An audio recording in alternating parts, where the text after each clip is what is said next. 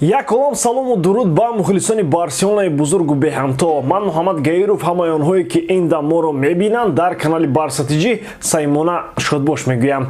Дар ин нашри барнома албатта дар бораи бозии дишабаи Барселона бо Осасуна хоҳем гуфт, аммо ростӣ намедонам ки аз чӣ оғоз кунам.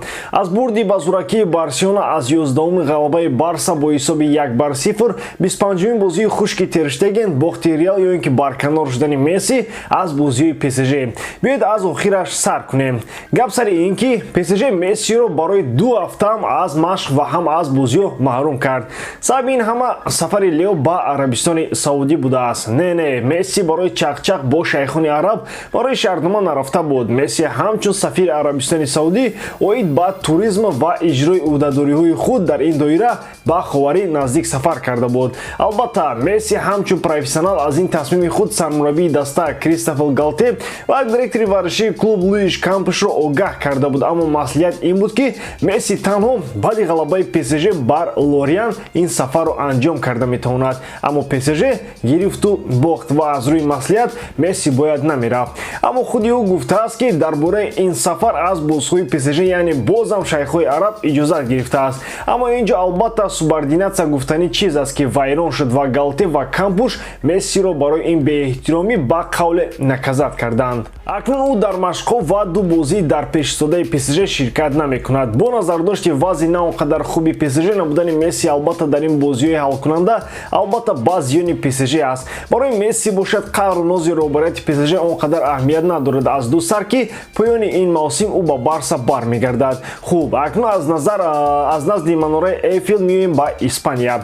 Реал бозии навбатии худро бо ҳисоби 2-0 бар Реал Сосидад бохт ва Барселонаро ба сӯи қаҳрамонӣ тела дод. Барселона бошад дар ин вақту соат ки Анчелоти охирин умедҳои худро аз чемпионӣ дар Ла Лига аз даст медод, дар Камп Nou Осасунаи дар финал барои ҷоми Испания бо Реал бозӣ мекардагиро қабул кард. Сармураббии Осасуна Яго Арасате чунончи интизор мерафт муқобили Осасуна ҳайати омехта ё анехтараш дуюмии худро ба майдон овард. Албатта ӯро фаҳмидан мумкин аст. Ахиран дар Ла Лига дигар ҳатто Реал ба чемпионӣ умед надорад, куҷо расад ба Осасунае ки дар миёнаи ҷадвал ҷой гирифтааст. Барои ҳамин финали ҷоми Испания барои Осасуна қурбу манзалати бештар дошт аз ин бозӣ дида. Барселона бошад кайҳо дасту дили худро аз ҳама мусобиқоти дигар шуста тому ҳушу гӯши худро бар Ла Лига равона кардааст. Аз ин рӯ хави як ҳайати гуфти бародарои рус ба Евоиро баровард. Дӯстон, сарпарасти дастаи Барселона ва ҳамчунин сарпарасти канали Барса ТВ ширкати 1x мебошад. Дар он ҷо ҳар вақт коэффициентҳои баланд ва бонусҳои гуногун шуморо интизор аст. Ҳамчунин нафароне ки то ҳол регистратсия накарданд метавонанд дар аввалин пардохт бо промокоди сеҳрноки мо TG Barsa соҳиби $100 бонус гарданд. Ссилкаи бозӣ дар комментарияи ин видео. Тер Штеген дар дарвоза, Балде, Кристенсен, Араухо ва Кунде дар хатти дифоъ. Воқеан Кунде ёфтани дуздои хонаи худро ба полисо бовар карда худ ба кӯмаки Барса омад. Педри, Френки де Йонг ва Бускетс мисли ҳарвақта дар миёнаи майдон бозӣ карданд ва Левандовски бо Рафина ва Гави дар ҳуҷум. Агар гӯем ки Барселона дар қисми якум гуфти Игнат Петрович ровном шотом чизе аз дасташ наомад, он қадар иштибоҳи бузург намекунем. Ин нигоҳ накарда ба оне ки Осасуна чунончи гуфтем бо ҳайати дуюм бозӣ мекард. Шояд ҳамин фактор ҳам нақши бозӣ кард ва Барселона қавитар бозӣ намекард, аммо ба ҳар сурат ба Каталониё рахна кардани дарвозаи Айтон Фернандес даст надод. Бачаҳои ёши Осасуна бошанд хеле боақлона муҳофизат мекарданд, аммо ёш асту хато хоҳад кард. Дар дақиқаи 27-ум бозии Хорхе Эрнандо ки дар ин бозӣ дебют дошт, корти сурх гирифта, ҳоли бе ин ҳам табои Осасунаро боз табоҳтар кард. Хави низ то ин дам Гавиро бо Ансу Фати иваз кард, аммо Барселона аз ин шонс низ дар 45 дақиқаи қисмати аввал истифода карда натавонист. Қисмати дуюм бозӣ низ айнан ба якум монанд буд. Барса ҳуҷум мекарду Осасуна онҳоро мегардонид. Хави ба хотири ҷони зинда бахшидан ба бозии Барселона Эрик Гарсия, Усман Дембеле, Ферран Торес ва Жорди Албаро ба майдон овард.